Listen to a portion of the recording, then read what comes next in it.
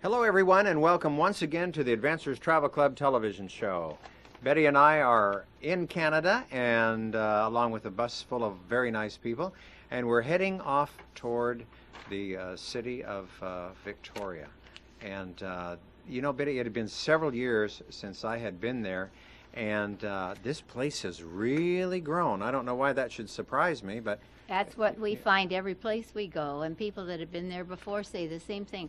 I can't believe how this has grown. Yeah, I'll tell you, and it really has. In fact, coming over on the ferry boat, I ran into some people there from British Columbia, and they said, asked the gentleman, I said, has it changed much? He says, how long has it been since you've been there? And I said, oh, about 13 years. He says, you won't recognize the place.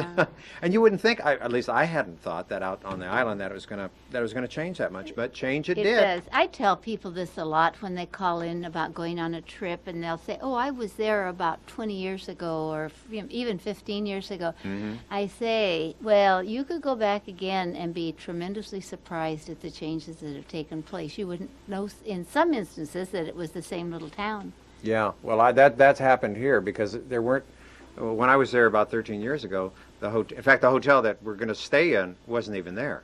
But I guess that doesn't say Time too much. marches on. Yeah, it does, whether you want it to or not. So we're going to the city center here. In fact, this is looking at Parliament buildings, and this is looking out of the window of the hotel, and there's the beautiful back end of the Empress Hotel, of course, which everybody I think is familiar with. And you got us there in a hurry, didn't you? You yeah, jumped I did. from the highway, and we're already in our rooms. That's one way to get there. Yeah. But this was beautiful. I kept taking pictures of this at different times of day, and this was just sort of the evening hours, just about twilight time, and it was really nice. And I should say that the rooms we had were not rooms; they were suites. Oh, they were. How sweet Beautiful. it is! Oh, yeah. I'll accept mine. I Yours got was tiny? cheated. Mine wasn't like you guys. You all had a balcony and the whole works. Oh yeah, it was nice. But that's all right. All I really need is a bed. Well, I'll tell you, and the view was great. Well, here we are now at the next day at the Bouchard Gardens, and we got there very early. Actually, we were one of the first.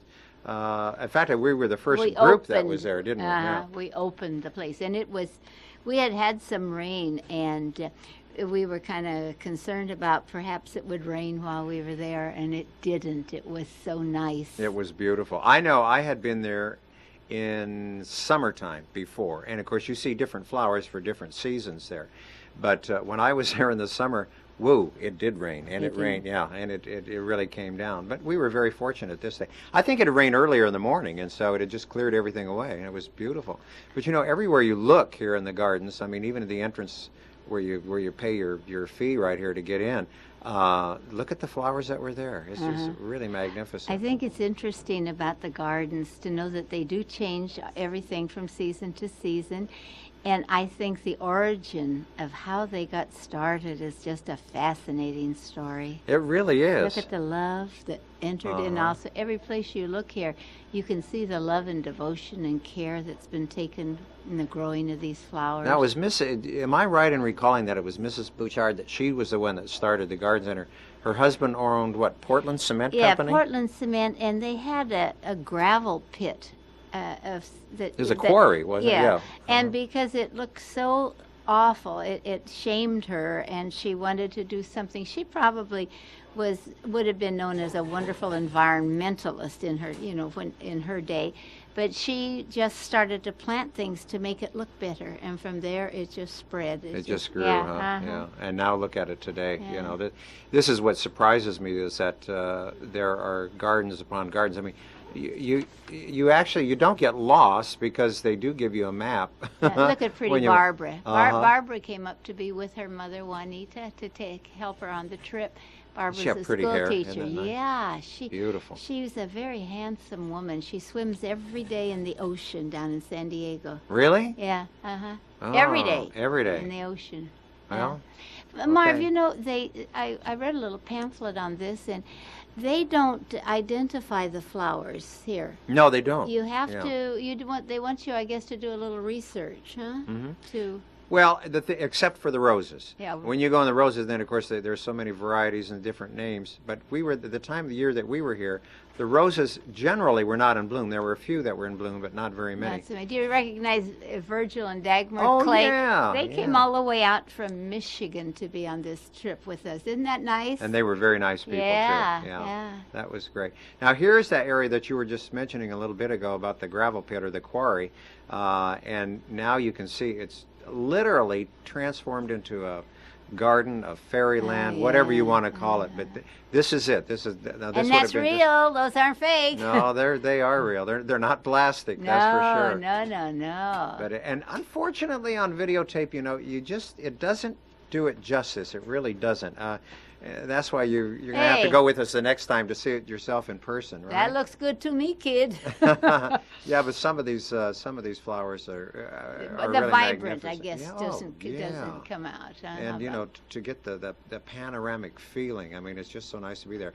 And of course, the cameras were clicking away like crazy because people do want to remember this, and it is a sight to see. I mean, if a person's going to come to the West Coast or the West Coast of Canada, they certainly don't want to miss the Bouchard Gardens. And they're open many hours of the day. I believe they open at 9 o'clock, and then they close at sundown.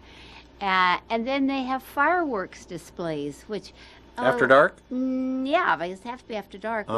So they, like in July, they'll tell you to bring your blanket to sit on, and then the fiurworks display. So, is that right? I'm not I didn't sure. realize that. Do you know exactly when the dates are for the fireworks? No, I don't. But well, you're right. They do have I remember now. They do have a night illumination as well too. I think that's for these things.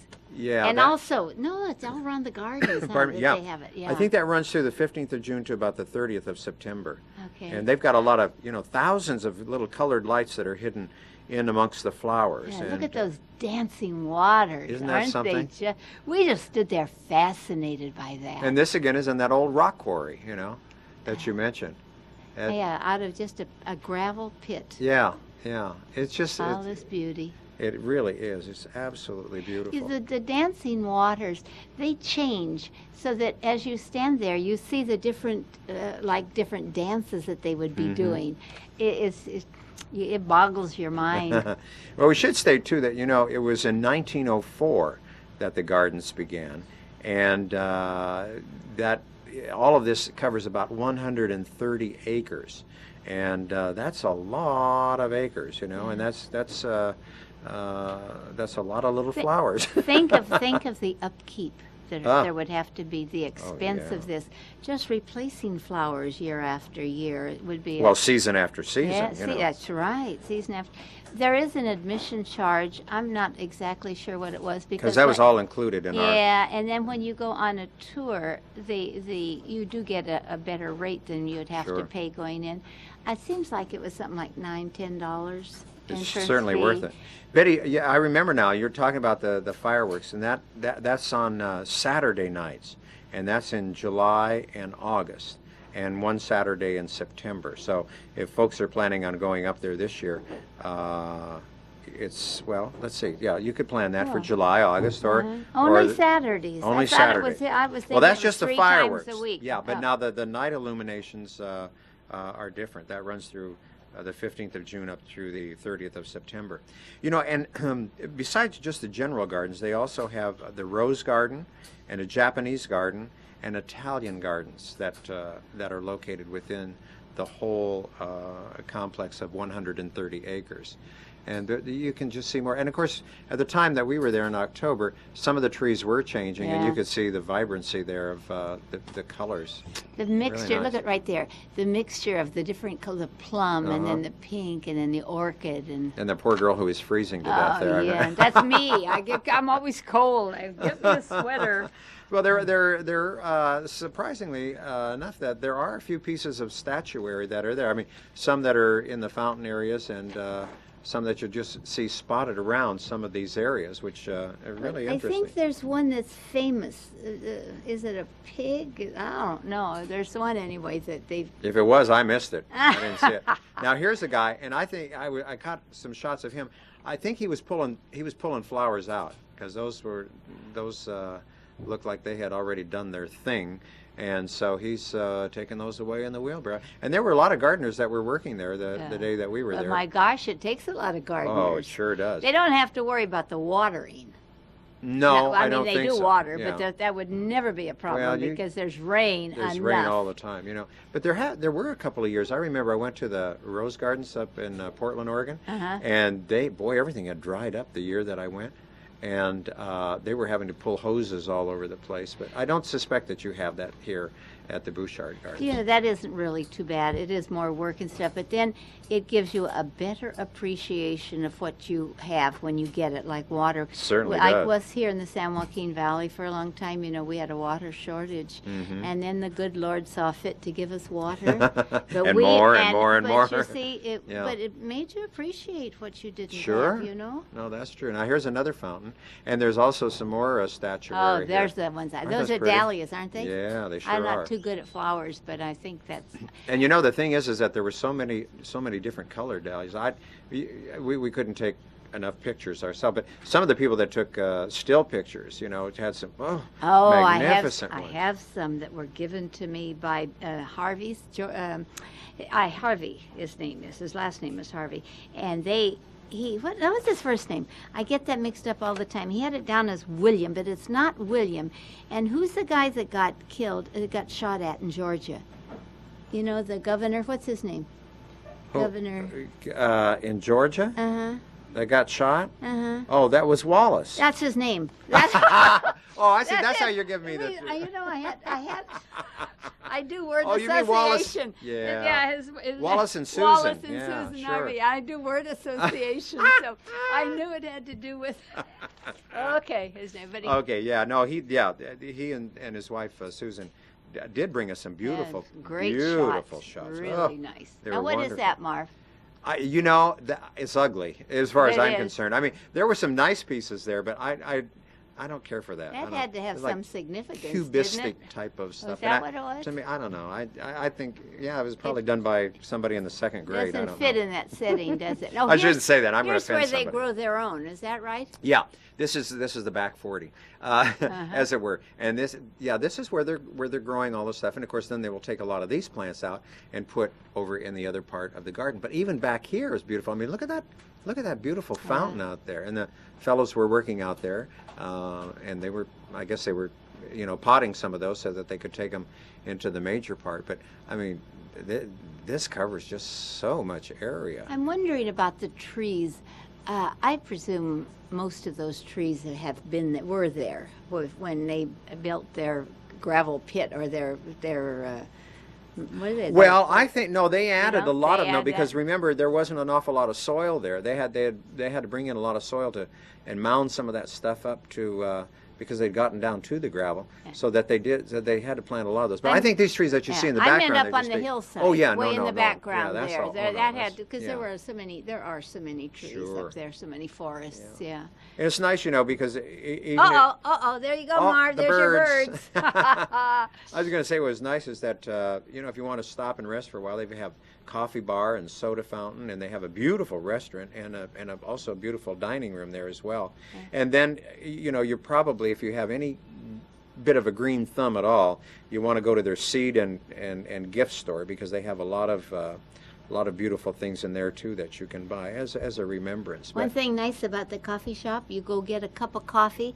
It was expensive. I don't know, maybe $2. But you go back and get a refill, Refill and and a refill, refill, yeah. and a refill, and a refill. Makes it kind of cheap then, doesn't it? You know? Yeah, yeah. Next time I'll get the thing, and you get an extra cup, and No, I'll bring a thermos I'll bottle. bring it through. Okay.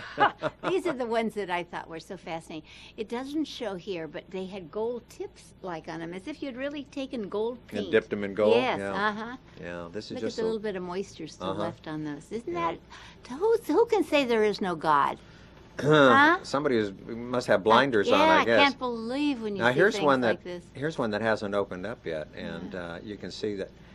But there were so many different colors But- and different varieties And there too. they take off most of the buds so that there's only a few flowers on each That's plant. right, yeah, and so that they bloom very nicely and Like- large like that too. That looked yeah. like spaghetti. Maybe that was a spaghetti. No, spaghetti plant's a gourd. Oh, A gourd, yeah. okay. Anyway, But what I liked here is, again, you could just kind of get lost in all these walkways with the flowers. And the nice thing about it, the time that we were there were not a lot of No. people there. But by the time we left, there were a lot of Yeah. people there. They've got big parking lots and a lot of tour buses come and stuff. So I would suggest if you do this on your own, get to the gardens, fairly early in the morning, and that way you'll, especially if you're going to take photographs or whatever, you won't have a lot of people, running in front of you. And that type of they have it really mapped out very well. They give you the map, and each section has a number. So then when you go into that particular section, you look at your map, it will describe what it is you're seeing. And for people that aren't familiar with different kinds of flowers, it's a help. Oh, and sure. then there's the Japanese section, and there's an Italian section. And this is the rose section here, Rose, that okay. you were talking about. Yeah. Yeah. Now again, you see there are a few roses that got some blooms, but not. Now when I was there in the summertime, of course we were there in the fall. This particular trip, but in the summertime, this is unbelievable. I mean, there are thousands of rose bushes there, and all of these trellises are with the roses that climb Yeah. are filled with it, and it's magnificent. But not to take away anything from the garden at the time that we were there. It's just that, as we say, different seasons. Each season has its own joy, Right. doesn't it? In fact, at Christmas time, December 6th through January 6th, they have that's foxglove. I was going to isn't it? say, Yeah. They have little faces. Yeah, well, it kinda did looks you like notice that. the little nose that looked just like a little face, a little elf? I want to try and grow those here, but some people can, but I haven't been What are able they to. called? Foxglove. Oh, that's the little face of the fox then. Well, it that I might be, saw. or his glove. I don't know. No, it was a face. Okay. Anyway, I was talking about that at Christmas time. That through the 6th of December to the 6th of January, they have a lot of little colored lights, and carolers and musical families will go around and visit and perform there. So they have stuff going all year Yeah, round. that's nice. Yeah, just all year round, and it's just really quite lovely. I forget about what the symbolic or where that came from. It's just a nothing. No, it probably had a history to it. I don't remember offhand, but it looked like a European well, and I've seen wells like that in Europe, before, but mainly probably either in France or perhaps in Italy. Marv, when you were there during the roses in bloom, did it just overcome you with the power of the smell of the roses? Would that be difficult for some people that have allergies? Now that's funny. I have never been able to really get the smell from roses.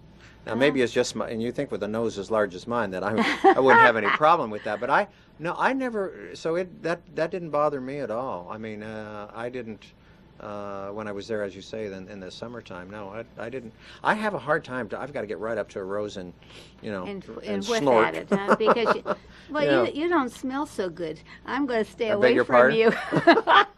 Oh, my 5-day deodorant pads gave out, huh? Uh-huh. Uh-huh. Well, anyway, this is a highlight of many people's tour to Victoria. But I want to say, though, while we were in Victoria, there are a lot of things to do and a lot of things to see. And one of the things was the Royal London Wax Museum, which was right downtown, and some of our people went to see that. Then there's a castle, which is a historic house museum that is there, and but plus many other things, of course, too. Oh, in fact, what we were talking about in the what I would say, that hotel, the Empress Hotel. They have a miniature world there, and they have the greatest little show on earth there. And they have old London as it used to be in about 1670. Oh, just some really fascinating things. And our hotel was such a good location. Oh, yeah. Mary and I went to the museum. Uh-huh. And they have a seascape that's there with the whales beached up on, and not whales, sea otters up on the rocks. Yeah. Sunning. It was so real. And then they had wonderful books and things for sale. It was a lovely museum, really, really nice. Well, I think that most of the people that went with us on this trip would really like to go back, and most of them said that. Do you know what that is? As, Huh? No. It's a nut. Doesn't look like it. It looks like a I fruit. just thought it looked like a little kind of a black That statue is or something. a lychee nut. Which is it? The nut? The red one, yeah, Oh, a okay. lychee nut. Now, what they were doing too is they were renovating some of the lawns here too at this time of year. Not all of them, but just part of them. Huh. And this was just kind of right outside the Japanese garden right here. But I thought that was kind of interesting because they don't do it by machine. All of this is done by hand. Well, what I see up there was a machine. He was The pushing. guy was pushing it. Well, that's a machine. No. What is it? It wasn't a. I don't think it was a gas-driven thing. I mean, nobody's riding on one of those things that just but see people. he had a those mowers. machine. He and wasn't down on his hands and knees. Oh no digging. Yeah, but did you see how much lawn that there was there? All right, That was but a big job. Now this is to scare the boars away. So listen real carefully because we're going to hear what happens. This fills up with water, and as soon as it does, listen. Well, that's kind of clever, huh? I think that I didn't see that one. How did Didn't I you? miss that? Oh, that was in the Japanese gardens. and it Yeah, was- I did. Well, you know what? You can miss things. Oh, sure you turn can. one way and then look, and then you miss what's around the back of you. Well, it takes a while to cover 130 acres, you know. Yeah. It really does. Anyway, this again was more of the Japanese gardens too, and some of those Japanese maples were turning Oh, color. here, Now look at- from the Japanese gardens. Yeah. Look at this. You get to look out at some of the other islands, and boy, wouldn't you like to have that house right there on that point? Look at that. Isn't that what a beautiful What sight a that view. was? For about a month. For about a month. Uh-huh. Then you get tired of it? Oh yeah. That would be long enough for me. What would I do? I mean, I can look at nature and read for just so long, but Go fishing. Good we fishing. were into that the last time. Oh remember? yeah. Okay. So you're not a fisher person. I'm then. not a fisher. I'm not a fisher woman. You're not a fisherwoman. Yeah. Well, regardless of that, if you are in Victoria, there are all sorts of amusements and things to see. Also, things to buy, of course, too. And we went to a greatest little pub. Yeah. So cute. It was so cute. Just like being in Ireland or England, wasn't it? It was not. It wasn't a bar. Of course, they serve alcohol there, but we went upstairs for a little bit. But they have little tables, and the atmosphere is so. It's so pleasant, isn't it? Yeah. And what is it that we had that night that was kind of what everybody orders? That wasn't kidney pie, but it was something like that with mashed potatoes on the top and kidney stuff. pie or shepherd's pie. Shepherd's pie. Yeah. That was it. Yeah. Because I wouldn't do the kidney pie. You don't care for kidneys. No, huh? no, and I'm not kidding you either. Oh no, but I'll eat the shepherd's pie, Yeah, and it was yeah. good. Well, but it that's- was just a delightful evening, and we sat back on cushions, and it had a long table, benches like. So it was very informal. Well, even like when we're in Europe, to go to a place, I mean, you can go to Europe and spend a lot of money as far as your food is concerned. But if you go to the local neighborhood pubs and you buy the pub grub, it's usually very, very good and it's very filling. And usually in a pub like that too, you get a chance to meet a lot of other people. Yeah. It's very social. And they're friendly, and it's Yes. it's not inexpensive, but it's less expensive. It's a lot less expensive. Yeah. Betty, these were just window boxes. Can you imagine all those flowers just cascading down from the window boxes there? That is something, isn't it? That is They really, have a really magic pretty. touch. There must be something about the weather up there in Victoria Oh, that yeah. is conducive to growing plants. so. Sure. Well, when you have that much water, I mean, it's different than it's going to be much different than here in the valley because in the summertime most of this stuff would burn up. But anyway, now we're going to jump from the gardens and we're going to go to an old English village. In fact, what we're going to do, we're going to go to a replica of Anne Hathaway's cottage. And we won't have too much time on this particular episode, but we will on the next episode. And we're going to learn where a lot of our words and phrases came from. I mean, they came from the old days in the 16th and 17th century.